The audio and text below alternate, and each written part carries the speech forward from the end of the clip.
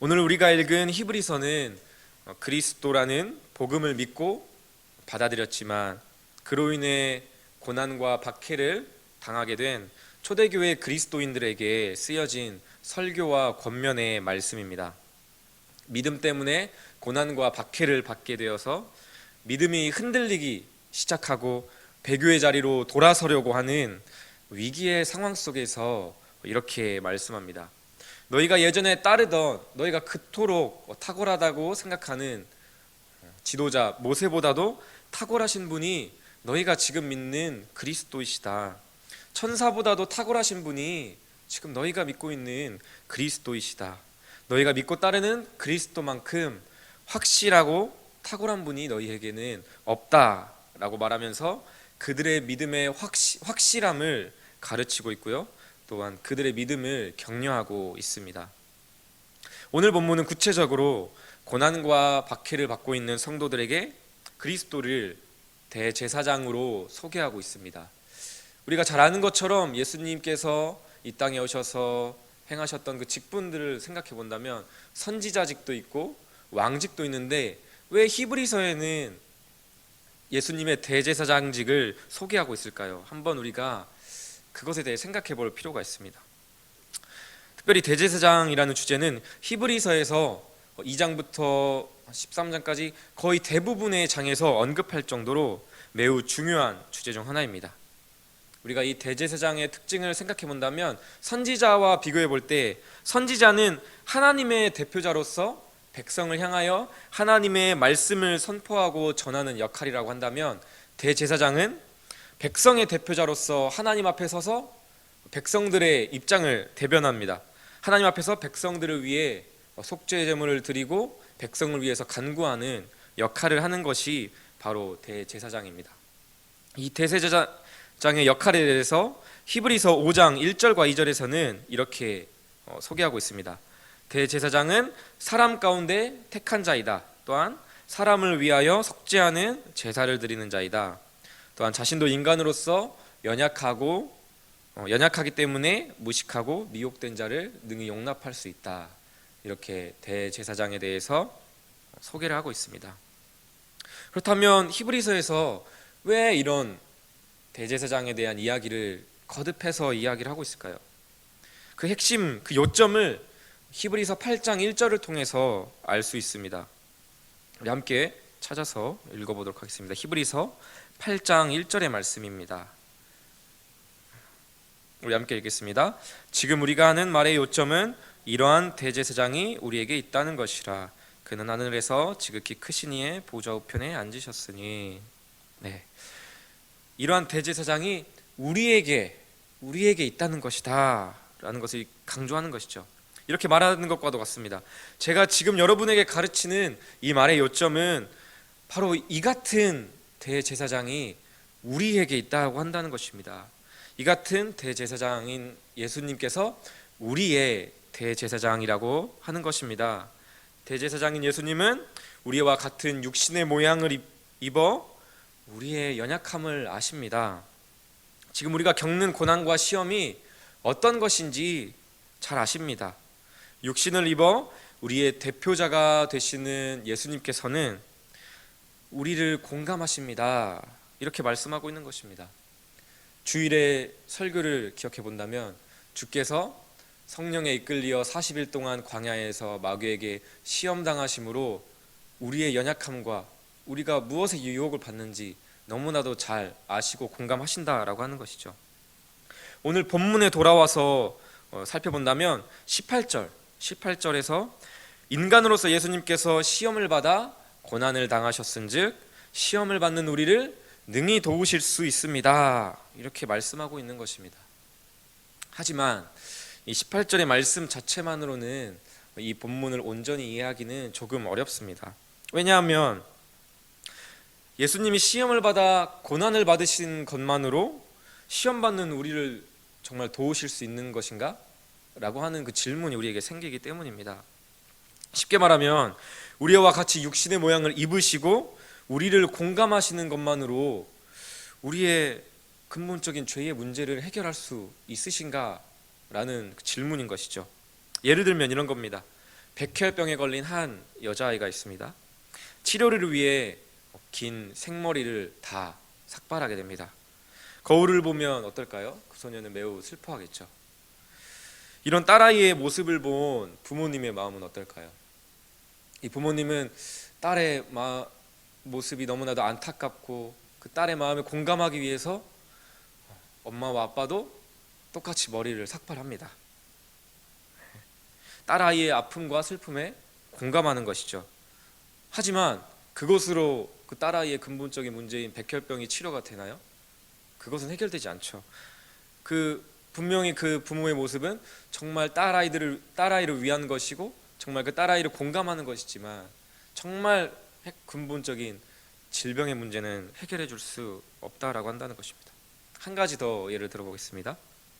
저희 아내는 지금 출산을 앞두고 만삭의 몸으로 이렇게 나와 있습니다. 이제 한 8일 정도 남았는데요. 제가 그 힘든 것에 공감한다고 요즘은 그런 게 나와 있더라고요.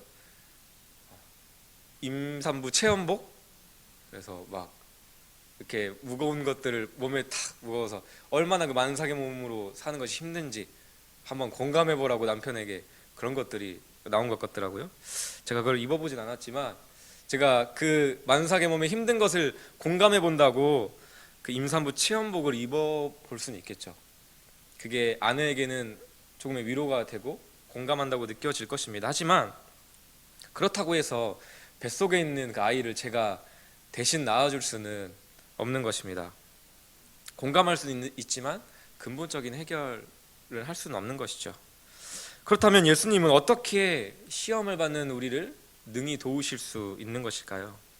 히브리서 4장 15절 말씀에 우리가 보면 잘 알 수 있는데요. 제가 읽어드리겠습니다.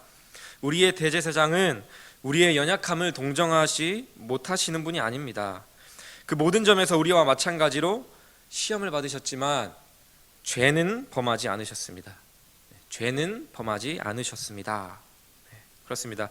우리와 같은 육신의 모양을 입으시어 우리를 공감하시기 위해 또 우리와 마찬가지로 시험을 받으셨지만 우리와는 다르게 죄를 범하지 않으셨기 때문에 우리를 도우실 수 있는 것입니다. 다른 대제사장과 구별되는 예수님의 대제사장직의 특징은 그게 있는데요. 예수님 스스로가 대제사장인 동시에 그 제사의 속죄 제물이 되신다라고 한다는 것입니다. 그렇습니다. 죄를 범하지 않으심으로 예수님께서는 인간의 죄를 속죄할 또 단번에 다시는 드릴 필요가 없는 유일한 흠없는 제물로 드려지신 것입니다. 그렇기 때문에 우리의 문제, 가장 근본적인 죄의 문제를 해결해 주시고 우리를 도와주실 수 있는 것이죠. 여러분에게 한 가지 질문을 드리겠습니다. 여러분은 여러분의 고난과 어려움에 공감해 주는 사람이 좋으십니까? 아니면 여러분의 어려움과 고난의 문제를 해결해 주는 사람이 좋으십니까? 참 어려운 질문이죠. 제가 아는 한 부부가 있습니다. 그 부부는 이 공감과 어떻게 보면 해결의 문제로 자주 싸웠습니다. 하루는 이런 것이죠. 아내가 남편에게 이제 다가와서 하루 동안 있었던 자기의 어려운 일들, 힘든 일들을 꺼내놓습니다. 나 이런 것들이 힘들었어. 그런데 남편은 어떻게 하죠? 그랬구나. 그러면 이렇게 하면 되겠네. 네, 공감하는 것이 아니라 해답을 내놓습니다. 그러면 어떻게 되나요?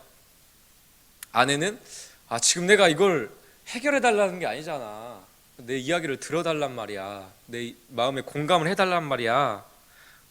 힘든 내 마음에 먼저 공감을 해야지. 네, 이렇게 이야기를 합니다. 그러면 남편들은 어떻습니까? 남편들의 입장에서는 공감하니까 그 문제의 해결책을 내놓아서 이야기를 해준 건데 그건 공감이 아니라고 하니까 보통 남자들은 인정 욕구가 강한데 인정을 못 받는 것이죠. 그래서 서운하고 속상하게 됩니다. 부부가 서로에게 서운하고 속상하게 되는 문제가 발생하는 것이죠. 아내는 자신에게 공감을 못한다고 속상해하고 남편은 나는 공감해서 해결책을 이야기해 준 건데 그건 공감이 아니라고 하니까 서운해하고, 그래서 그 남편은 이런 말도 했다고 합니다. 너는 내가 너를 공감해서 하는 말이 공감이라고 하는 나의 말에 공감하지 못하고 있다. 예, 너도 지금 나의 공감에 공감 못하고 있잖아. 너도 나랑 똑같다라고 하는 것이죠. 예, 잘 아는 한 부부의 이야기라고 하기에는 내가 너무 구체적으로 잘 알고 있죠. 예, 여러분에게 아까 드렸던 질문을 조금 바꿔서 다시 한번 드리겠습니다. 여러분은 여러분이 연약한 죄인이라는 사실을 공감해주는 사람이 좋으십니까? 아니면 여러분의 그 연약함, 그 죄의 문제를 해결해주는 사람이 좋으십니까? 저는 이렇게 대답할 수 있을 것 같습니다. 저는 저의 고난과 어려움, 내가 연약한 죄인이라는 사실에 공감해주는 사람이 좋습니다. 사람이니까 당연하죠. 나와 똑같구나, 나의 연약함을 아는구나, 그 사실 자체가 큰 위로가 되고 공감이 되지 않습니까? 또 저는 저의 고난과 어려움, 그 모든 것들의 근본적인 문제인 죄의 문제를 해결해주는 사람이 필요합니다. 왜냐하면 결국 아무리 내가 연약하다는 사실을 공감해주고 이해해줘도 이 죄의 문제가 해결되지 않으면 우리가 어떠한 소망도 없기 때문입니다. 우리의 편에서 하나님 앞에 서신 대제사장이신 예수님은 우리의 연약함을 아시고 공감해 주시는 좋은 분이십니다. 동시에 죄를 범하지 않으심으로 대제사장인 동시에 흠없는 속죄 제물이 되시어 우리의 죄의 문제를 해결해 주시는 우리에게 절대적으로 필요한 분이십니다. 그래서 저는 예수님이 좋고, 또한 예수님이 오늘 이 하루의 삶 가운데서도 매일매일 매 순간순간 필요합니다. 우리 모두에게도 예수님이 필요한 것이죠. 히브리서 말씀이 있는데요, 이제 오늘 우리가 이 말씀을 듣지만 또 오늘 우리의 삶 가운데서도 어김없이 시험이 있을 것입니다. 유혹의 순간들이 찾아올 것입니다. 그때 오늘 우리가 지난 주일에 설교 말씀 가운데 살펴봤던 것처럼 예수님께서 그 시험의 순간에 주님의 말씀으로 대적하여 이겨내셨던 것처럼 우리도 오늘 우리의 삶의 유혹의 순간순간마다 그 시험의 문제 앞에서 하나님의 말씀으로 대적해야 될 줄 믿습니다. 오늘 말씀을 기억하며 히브리서 8장 1절 말씀을 함께 붙들었으면 좋겠습니다. 히브리서 8장 1절에서 말씀하고 있는 것처럼 이같이 좋은 대제사장이 우리에게 있습니다. 이같이 우리에게 필요한 대제사장 되시는 예수님께서 우리의 대제사장이 되시는 것입니다. 이 대제사장 되신 예수님께서는 지금도 하나님 보좌 우편에서 우리를 위해 하나님 앞에서 중보하고 계십니다. 우리의 연약한 우리의 편에 서서 성령으로 오늘도 지금도 함께하고 계시는 것이죠. 또한 이 말씀을 붙들고 또 우리가 오늘 말씀의 결론인 히브리서 3장 1절의 말씀을 기억하며 그 말씀으로 대적함으로 오늘도 있을 그 시험과 여러 유혹의 문제 앞에서 말씀으로 대적함으로 승리하는 모든 성도님들이 되시기를 주님의 이름으로 축복합니다. 우리 함께 히브리서 3장 1절 말씀 읽고 말씀 마치도록 하겠습니다. 그러므로 함께 하늘의 부르심을 받은 거룩한 형제들아, 우리가 믿는 도리의 사도이시며 대제사장이신 예수를 깊이 생각하라. 다시 한번요. 그러므로 함께 하늘의 부르심을 받은 거룩한 형제들아, 우리가 믿는 도리의 사도이시며 대제사장이신 예수를 깊이 생각하라. 아멘.